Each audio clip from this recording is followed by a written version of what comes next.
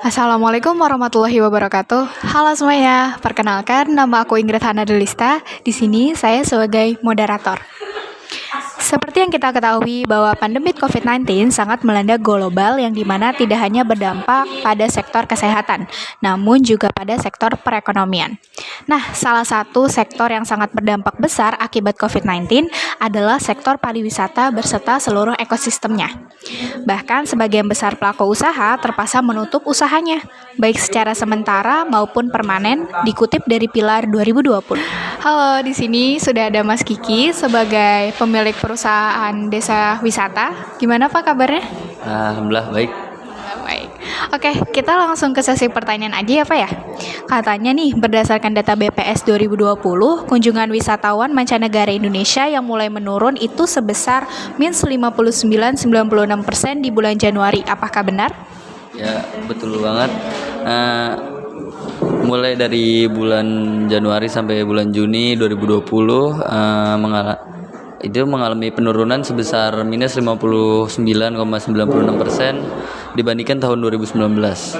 Bisa kita lihat bahwa penurunan kunjungan Wisman terbesar terjadi pada Juni 2020 sebesar -88,92%.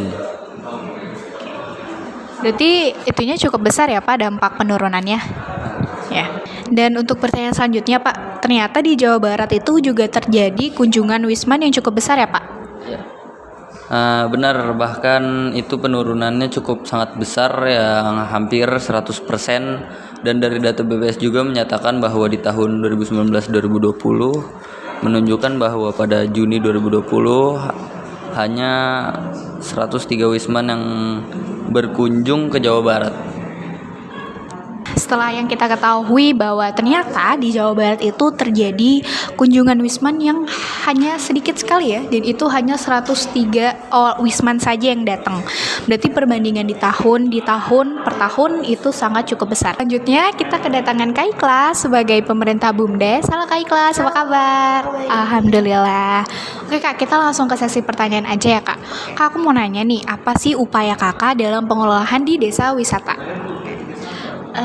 Jadi upaya kami menjaga pengelolaan desa wisata, kami melakukan manajemen kontinuitas kewirausahaan pendesaan melalui BUMDes, yang dimana ini sangat penting untuk dilakukan.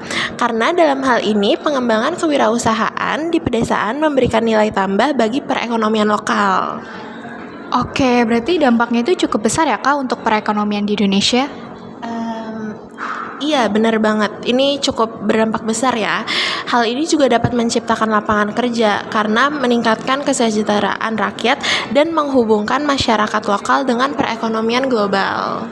Oke, itu penjelasan yang sangat simpel namun cukup jelas ya Kak. Oke, untuk pertanyaan selanjutnya yaitu kedua, apa sih Kak dalam sektor pariwisata Kakak yang udah dilakukan untuk negara kita? Terkait pariwisata, di masa krisis ini pasti menuntut kesiapan lembaga kepariwisataan dalam manajemen krisis dan menyiapkan perencanaan tanggap yang cukup proaktif.